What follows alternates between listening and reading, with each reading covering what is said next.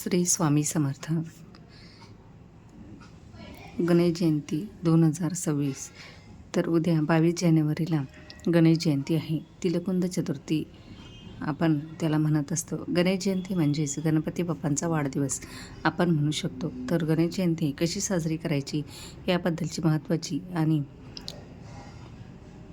अगदी सोप्या पद्धतीने कसं आपल्याला साजरा करता येईल ही माहिती देणार आहे. उद्या गणेश जयंती जर आपण साजरी करणार आहोत तर शुभ मुहूर्त पाळणे गरजेचं.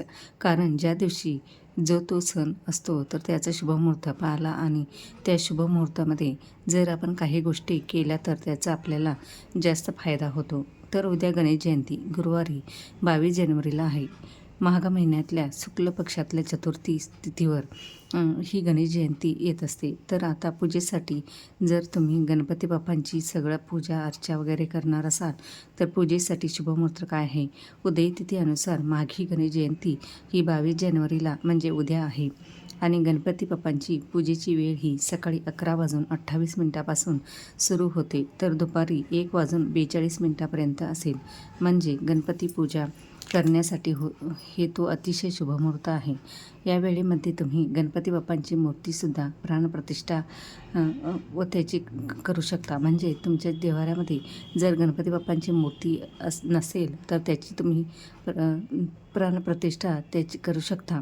आणि या वेळेतच तुम्ही गणपती बाप्पांचं जे काही आहे अभिषेक स्नान सगळ्या गोष्टी करून तुम्ही गणपती बाप्पांची पूजा करू शकतात. पूजा कशी करायची मी तुम्हाला शॉर्टकटमध्ये तुम्हाला सांगते. गणपती बाप्पांचा मूर्ती घ्या. आपल्याला पहिले अभिषेक करायचा आहे.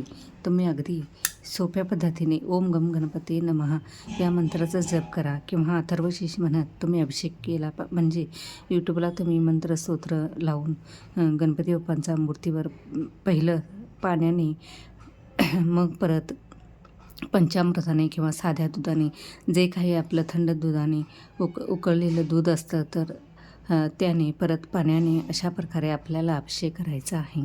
गणपती बाप्पाला त्याच्या स्थानी ठेवायचं आहे देवाऱ्यामध्ये. मग गणपती बाप्पांचा आवडीचा वस्तू जसं की त्यांना अष्टगंध, शेंदूर, त्यानंतर गणपती बाप्पांचं आवडता जास्वंदाचं फूल, गणपती बाप्पांचा आवडीचा दुर्वा हे आपल्याला अर्पण करायचं आहे. आणि गणपती बाप्पाचा सगळ्यात आवडीचा नैवेद्य म्हणजे मोदकाचा नैवेद्य आपण त्यांना अर्पण करायचा आहे. यासोबतच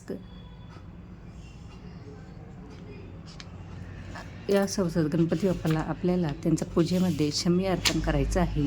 शमीच्या झाडाचे पूजा फल या ते करायचं आहे.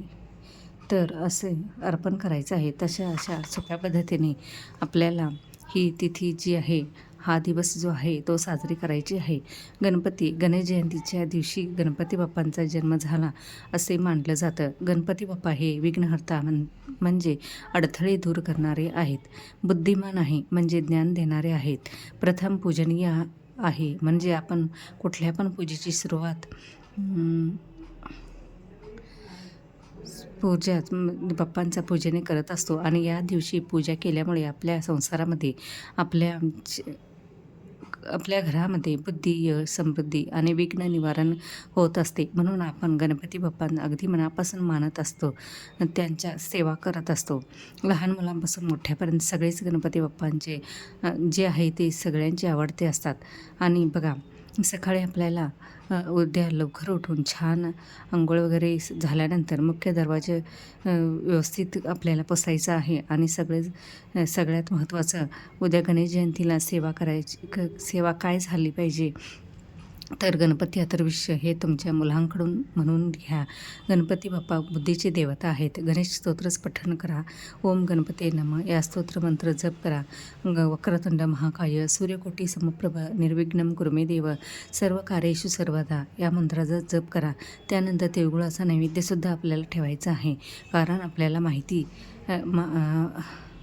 आहे जानेवारी महिन्यामध्ये तीळ आणि गुळाचं खूप महत्त्व आहे.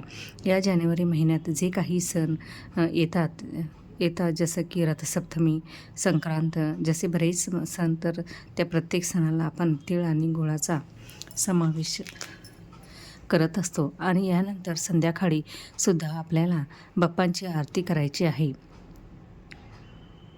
गणेश जयंतीच्या दिवशी आपल्याला गरिबांना अन्न, त्यानंतर तिळगुळ हे तुम्ही द देऊ शकता, कपडे दान करू शकता. तुमच्या या यथाशक्तीने दान करा. मी सांगितले की शुभ दिवशी आपण दान करायला खूप महत्त्व आहे. भलेही तुमची ₹1 ₹5 दान करा, पण दान हे झालं पाहिजे. त्यामुळे केलेली पूजा जी आहे तीच आपल्याला फळ मिळतं. आणि दुसरी गोष्ट म्हणजे बघा, माघी गणेश चतुर्थी आणि बऱ्याच जणांना वाटतं की गणेश चतुर्थी आणि गणेश जयंतीमध्ये काय फरक आहे. तर गणेश चतुर्थी भाद्रपद महिन्यामध्ये येत असते. शक्यतो ऑगस्ट-सप्टेंबरमध्ये 10 दिवसांचा हा सण असतो. आपण पार्थिव गणेश मूर्ती म्हणजे जिचं विसर्जन करतात तो गणेश मूर्ती स्थापित करून 10 दिवसानंतर किंवा 5-7 दिवसानंतर आपण त्याचं विसर्जन करत असतो. पण गणेश जयंती हा माघ महिन्यामध्ये येते. जानेवारी किंवा फेब्रुवारी महिन्यामध्ये मुख्यतः येते. हा गणपती बाप्पांचा जन्मदिवस म्हणून आपण साजरी करतो आणि घरगुती किंवा मंदिरामध्ये जाऊन आपण गणपती बाप्पांची या दिवशी पूजा करतो. आपल्याला गणेश जयंतीच्या वेळेत विसर्जन करून मस्त विसर्जन करतो. गणेश चतुर्थी गणपती बाप्पाला आपण 10 दिवस त्यावेळेस गणपती बसवतो आणि अनंत चतुर्दशीला आपण त्याचं विसर्जन करत असतो. तर हा गणेश जयंती आणि गणेश चतुर्थीमध्ये फरक आहे. तर बघा, या दिवशी आपण अगदी आनंदाने सगळ्यात घरातील सगळ्यांनी अगदी मनापासून गणपती बाप्पा मोरया, मंगलमूर्ती मोरया असं म्हणत आपल्याला गणपती बाप्पांची आराधना करायची आहे. मनापासून जमेल ते छोटी मोठी सेवा करा, दान करा. काही वाईट गोष्टी वगैरे या गोष्टी आपण पाळल्या पाहिजे की जेणेकरून त्या दिवशी फळ आपल्याला संपूर्ण मिळेल.